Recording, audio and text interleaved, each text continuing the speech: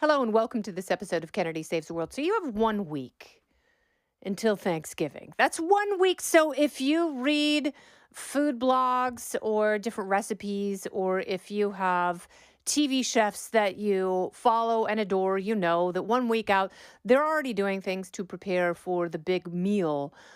But I really think this year, because it's an election year, you have to prepare yourself for Thanksgiving. And that's just fine. The good news is you have plenty of time because a lot can change in a week if you commit to it. Now, I am of the belief, and I was talking to Jimmy Fallon about this recently, because there is a time in between Christmas and New Year's where if you're trying to start a diet, just don't, whatever has happened this year, you're probably not going to pack on 20 pounds in a week. So just go for it. Now is not that time. Now is the week that you have to fight for your physical and your mental well being. So if you get into a difficult environment with your family, which we will discuss next week before Thanksgiving, because I will give my yearly list of tips and strategies to deal with difficult family members. But just being in that anxious headspace for a week, it can really mess with you. It can really throw you off your game. And don't let that happen because there's still work to do. If you are working away for a big company or in an office, or even if you have your own startup, or you are working in a restaurant or in a bank, whatever the case may be, you still got to keep your head in the game. You still have to stay focused, but there are things you can do between now and Thanksgiving because you have an entire week. And, that's what this episode is all about. Like taking a substantial sliver of time and challenging yourself to see what you can do within that time frame to actually make yourself feel better. Because, it's so funny. Leading up to the election, there were so many articles with therapists and psychologists and psychiatrists about how people were coming to them in droves, and they were getting, all sorts of repeat customers who had maybe given up on therapy for a while, and they were back in their therapist's office because they had so much election anxiety. The election is over, but people are choosing to be incredibly anxious. So tip number one, let go of the election anxiety for 1 week. Just let go of it. And if politics drives you crazy, then don't engage with politics for 1 week and see how you feel. But really learn to focus on everything else in your life that doesn't have to do with politics. And I do that a lot here on this podcast.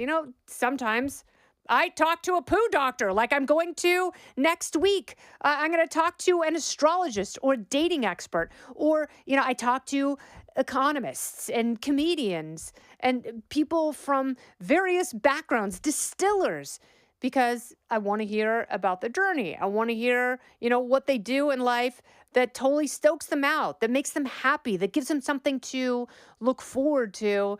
And very rarely, even for people who are politicians or who cover politics, do they say, yeah, politics, it really excites me. It doesn't. For some people, it's a calling. For other people, it is such a massive source of anxiety that if there is something that has been bothering you, if you are so worried about Donald Trump being president again, just let go of that because he's not president. Just focus on the here and now over the next week.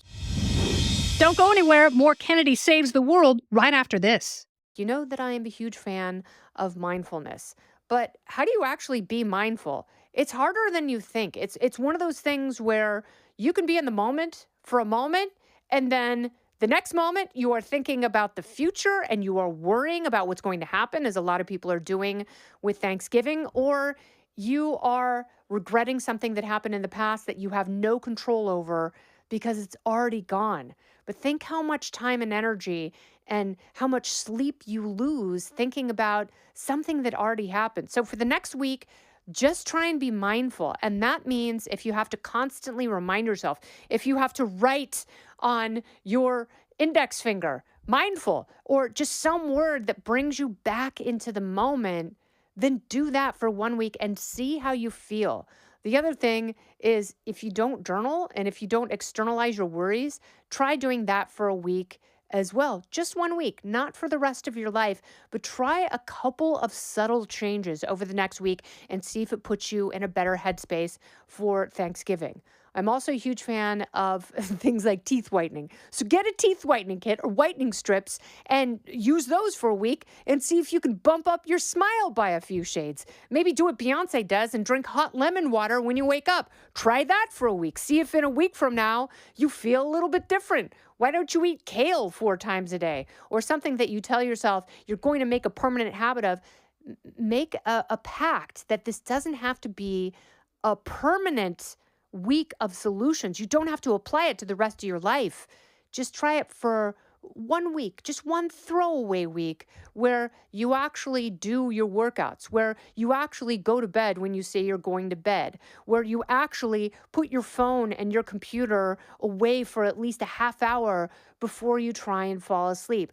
Try and do those things because I guarantee you, if you do the workouts, if you give yourself the best advantage possible for getting better sleep, which, as far as I'm concerned, is the ultimate gift you can give yourself. Like, I'm one of those people where I think you should buy the expensive sheets. I think you should buy the expensive, comfortable sheets, even if you are pinching pennies in every other aspect of your life, because good sleep is the best thing you can do for yourself. So for a week, try either not drinking or cutting down on alcohol, increasing your fruits and vegetables, telling people you love them, doing something kind for people every single day for absolutely no reason that you don't tell anybody else about.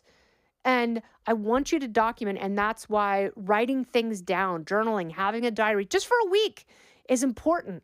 Because I want you to mark the changes that you see, if you see any. And then if you don't see any difference over the course of a week, by the time you reach Thanksgiving, if you're not a little bit more calm, a little bit more centered, and a little bit kinder to yourself and to other people that you interface with every single day, then throw those things away. Don't do them again. They're garbage. They're meaningless. All the sage advice that people have been giving for generations, it is utter nonsense. But in fact, it's not, because all the things I'm talking about, it's the basis for systems of thought and meditation and religion that people constantly keep coming back to because it restores meaning in your life and it actually works. So if meditation for you means prayer, well, try praying for 7 days and see if that helps you with your sense of well-being, not just for yourself, but for other people who you are praying for. If you see a homeless person on the street and, if you're like me, I don't get cash like I did before the pandemic. Sometimes I don't have any money to offer someone, but what if you sat with them and prayed with them for 5 minutes instead? How would it make you feel and how would it make them feel? So just try a few of these minor changes, minor adjustments over the course of 7 days. And by the time you get to Thanksgiving, check back in with yourself and do a deep dive of, all the massive and minor changes that you've made over the course of a teeny tiny week. And then if it makes you feel better, if your Thanksgiving is more enjoyable, if you are more fortified to talk with people who cause you anxiety that you might disagree with, then maybe do it more often. This has been Kennedy Saves the World. I'm Kennedy. Listen ad-free with a Fox News Podcast Plus subscription on Apple Podcasts, and Amazon Prime members can listen to this show ad-free on the Amazon Music app. Oh, go ahead and leave me a review while you're there. I'd love to hear what you have to say. You've been listening to Kennedy Saves the World on the Fox News Podcast Network.